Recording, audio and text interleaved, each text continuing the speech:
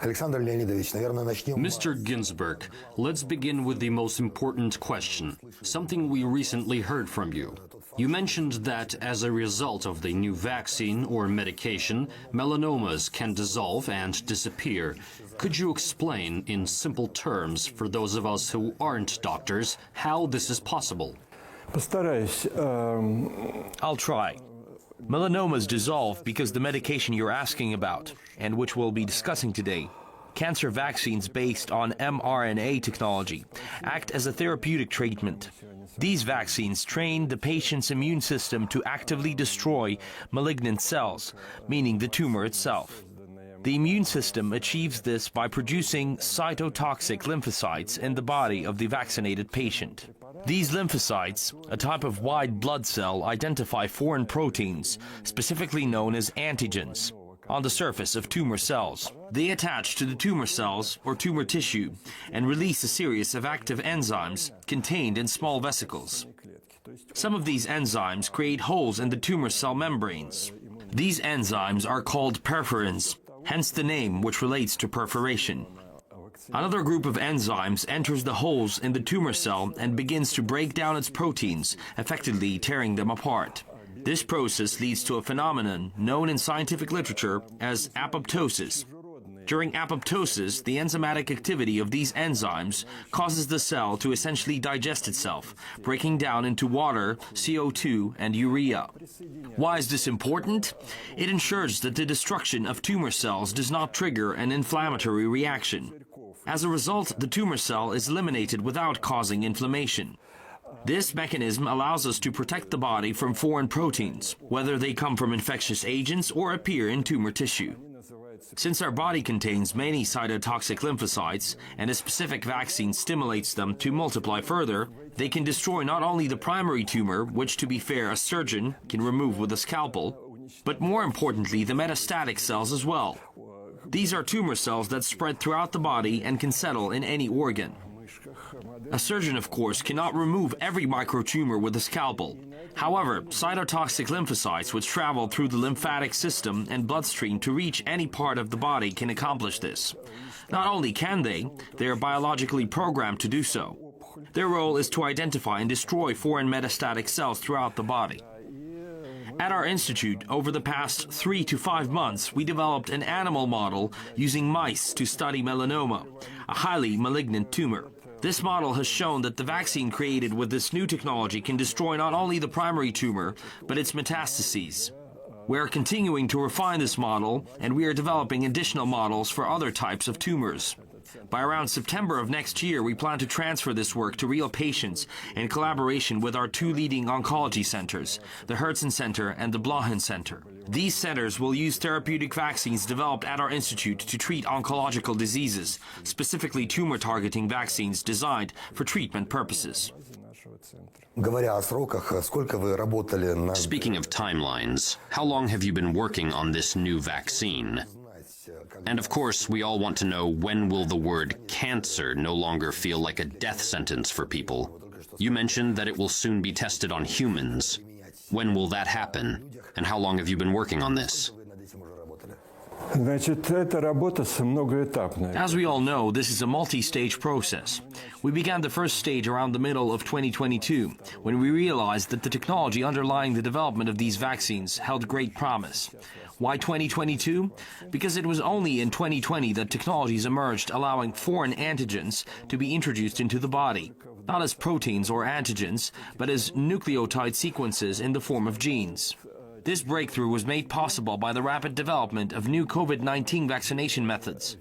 At the time, 2 very similar, yet fundamentally new technologies were introduced. As I mentioned, the key difference is that the vaccine contains genes that encode these proteins rather than the proteins or antigens themselves. It was quickly shown that this method enables the creation of highly effective vaccines in a very short amount of time. For vaccination in a preventive context, the key requirement is the ability to develop vaccines against infectious diseases where the specific infectious agent or protein target is clearly identified. The most effective approach has been the technology used to create the Sputnik V vaccine. This method results in minimal side effects, and when the vaccine is administered intranasally, side effects are virtually non-existent.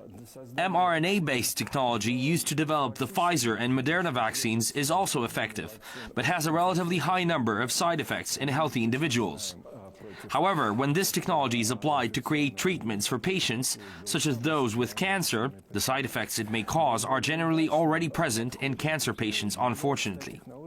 This technology also offers a significant advantage. It enables the production of a very high concentration of the target protein required to activate the immune system, even exceeding the levels needed to train the immune system to distinguish between self and foreign proteins. This includes differentiating self-proteins from viral or bacterial proteins, which is crucial for developing preventive vaccines. In contrast, when therapeutic vaccines are developed, the immune system must learn to differentiate between self-proteins and proteins that are almost identical, found in transformed, malignant, or simply tumor cells. In such cases, the differences can be as small as a single amino acid. Over the past 10 to 12 years, as methods for determining nucleotide sequences in humans have become widely available, it was discovered that tumor cells differ from normal tissue of the same individual by a large number of small mutations. These mutations present in tumor cells are now being used as neoantigens, new antigens, that can be introduced into the body of a cancer patient in the form of mRNA. As we discussed earlier, this process stimulates the patient's immune system, particularly cytotoxic lymphocytes, to target and destroy tumor tissue. This is how the drug works. The first stage of developing domestic technology for synthesizing and designing mRNA-based treatments began in 2022, partly because the same team that created the Sputnik V vaccine at the Gamaleya Institute began working on this project once they became available. During this time, 6 patients were obtained, and as of today there are already 7, making this technology fully domestic and sovereign. We implemented numerous fundamental changes that enabled us to secure patients in the Russian Federation. Using this technology, as I mentioned earlier, we created an animal model of melanoma and demonstrated its effectiveness in treating mice. Currently, we are developing models for other oncological diseases as well. For such a serious oncological disease, and they are all serious of course, there is a particularly common one, non-small cell lung cancer. As I now understand, though I am not an oncologist, it is the most frequently diagnosed cancer with the highest mortality rate. This type of cancer does not respond well to the existing treatment methods in oncology, such as surgery, radiation, or chemotherapy. Yes, that's why we are now creating such a model. Other models for oncological diseases will also be developed, including for the pancreatic cancer, which is also different to treat surgically, and certain types of kidney cancer. Unfortunately, this list can go on. It includes cancers for which there are currently no effective methods of treatment. These are the cancer types for which the immunobiological method we are developing is likely to be effective.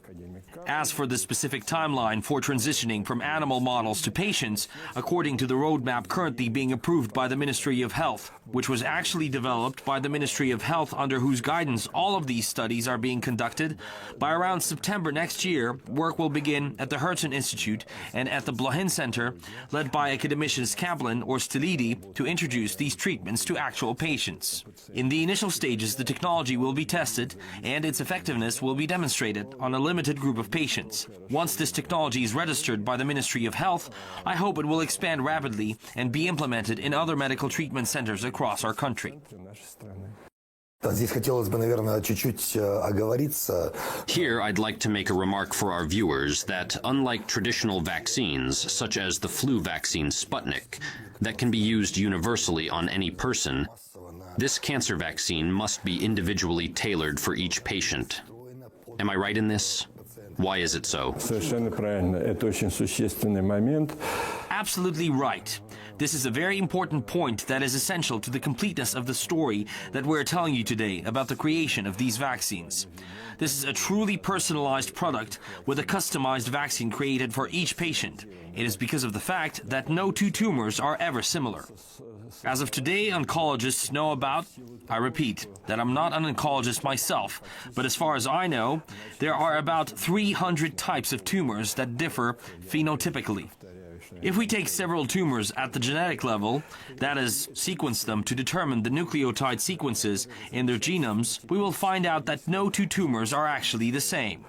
And this difference, which is a characteristic of each tumor, is an excellent target to force the immune system, figuratively speaking, to find, attack, and destroy this tumor. But for this purpose, first of all, we need to identify these point mutations in each tumor for each patient. Based on this, the medicine can be called personalized. Then from these point mutations, we put together a construct called mRNA, the one you and I have talked about. Synthesize it and then package it in a lipid shell, which, let's not go into detail, also represents some technical innovations, and then inject it into the body of the patient from whom this personalized data was obtained. At first glance, it's going to be very expensive at first, and it is indeed. However, at the R&D stage, which we are now talking about, all the costs are borne by the state. When this goes into mass production, it will be the result not only of the technologies I just mentioned, but of new technologies related to the calculation of the nucleotide sequence that is part of the mRNA oncovaccine.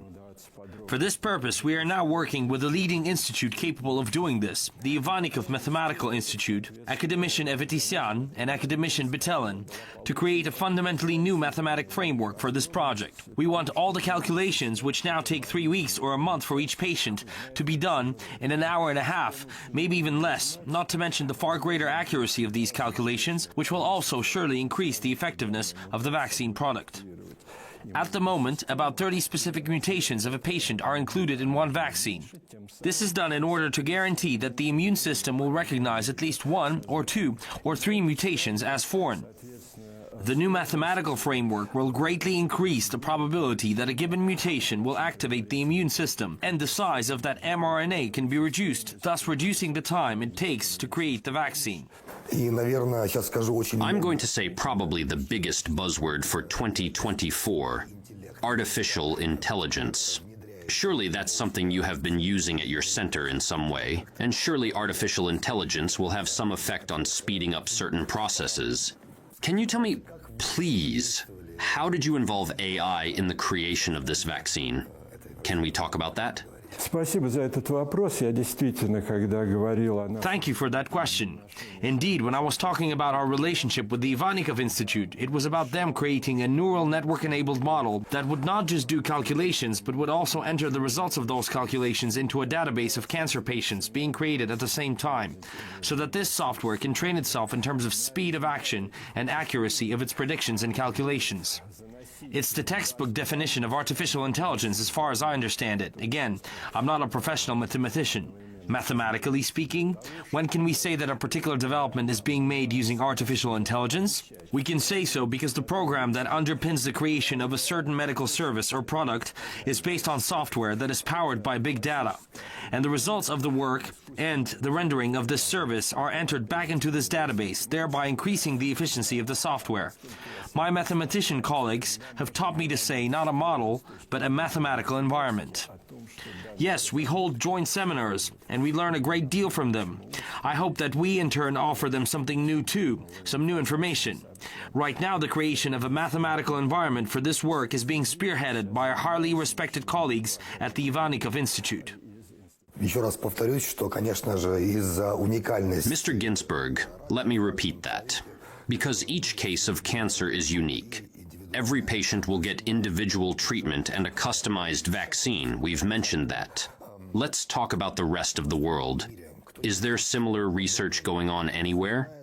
Да, я, соответственно, когда упоминал о технологии на основе mRNA... Yes, when I talked about the mRNA-based technology, I believe I said that it was originally created by Pfizer and Moderna. They initially meant to use it for treating cancer, but it became widely known and gained widespread use in a COVID-19 vaccine. Even though large quantities of it were manufactured and administered, the advantages of the technology based on gene-modified adenoviruses, which underpin the Sputnik V vaccine, are obvious in terms of the number of side effects, not only to us, but to all the countries that have been using the vaccine. However, because Pfizer and Moderna have had that proprietary technology for a while, they had an early start. I said that we were going to roll out our cancer vaccine around September.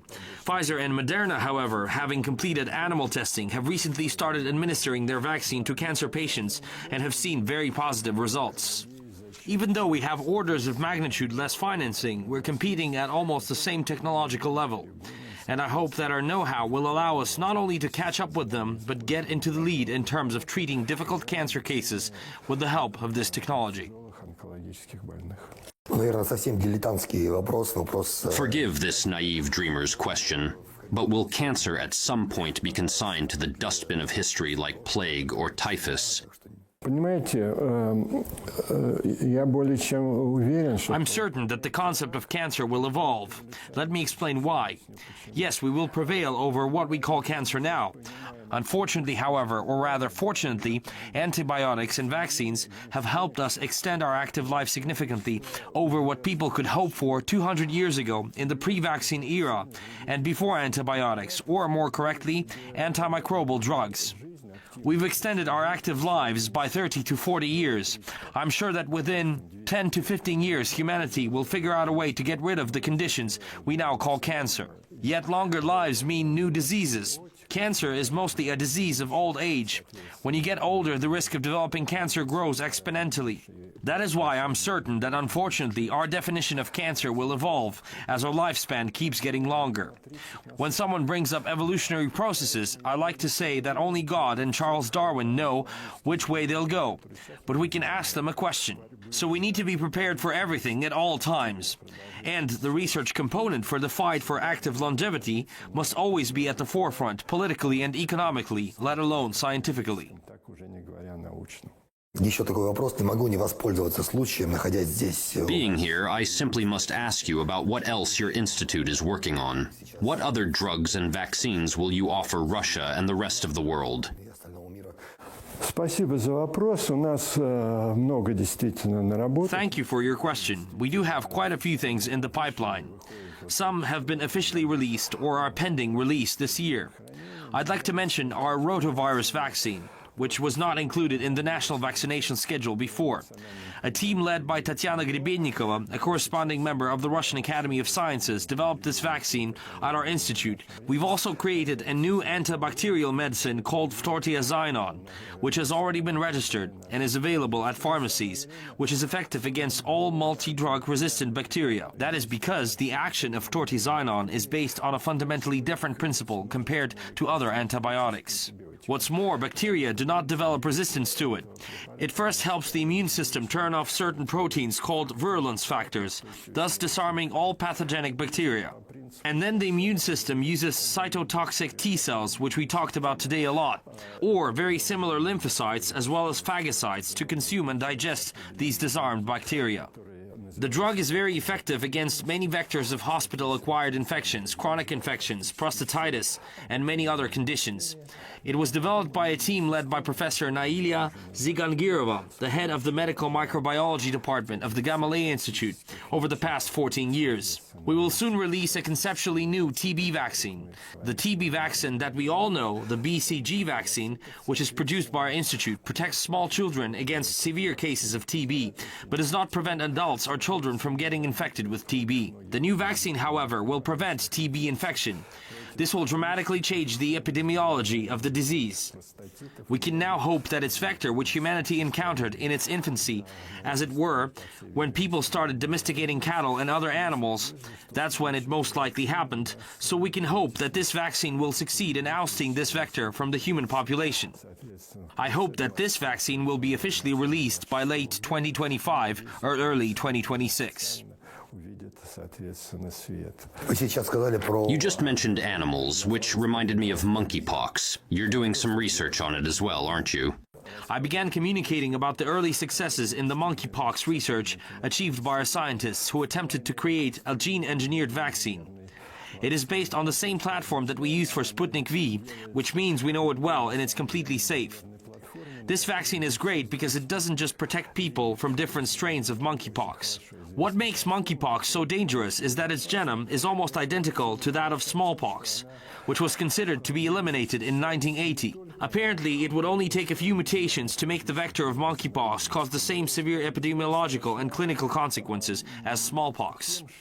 Our gene-engineered vaccine doesn't cause the severe side effects that are produced by all the other vaccines created with live viruses or inactivated viruses of cowpox or vaccinia virus. Their side effects are very significant, especially given widespread immunodeficiencies in the human population. A gene-engineered vaccine, however, doesn't cause these effects and can be administered to patients with immunodeficiency and children. I believe having reserves of this vaccine are a must for our country. The R&D on this vaccine is done. We are now waiting for the start of the new year because the Ministry of Healthcare as a government body operates on the basis of the calendar, not the vaccination schedule. So we're hoping to get new financing after January 1st. Even though it would be helpful to have emergency funds that could be made available sooner, when we're talking about the threat of new dangerous pathogens, it would be great to have more flexible mechanisms to support the research that can protect the population against emergency infections. To give you a more general answer, while it would be great to have something like this on the international scale, the situation is such that at least on the country level, we need a system that would allow the creation of vaccine prototypes against pathogens with epidemic potential, something we call canned vaccines. The World Health Organization published a list of 30 such pathogens. Given our country's geography and climate, the list could be shortened to a dozen of such pathogens. We believe Russia needs a program that would allow us to have prototypes of all these vaccines based on the same technology as canned vaccines that could be kept in the same fridge. And when the likelihood of an epidemic emerges, if you have the production capacity, you can roll out a vaccine within weeks. You won't need to develop it from scratch. You can just pick the right prototype and produce it in quantity. Russia should have set up a program like that as a lesson from the ongoing COVID-19 epidemic. Пандемию COVID-19 в стране создать. Спасибо вам огромное сегодня за интервью. Thank you for the interview, Mr. Ginsburg. I hope to be able to talk to you and your patients soon. Спасибо за интерес. Thank you for the interesting conversation.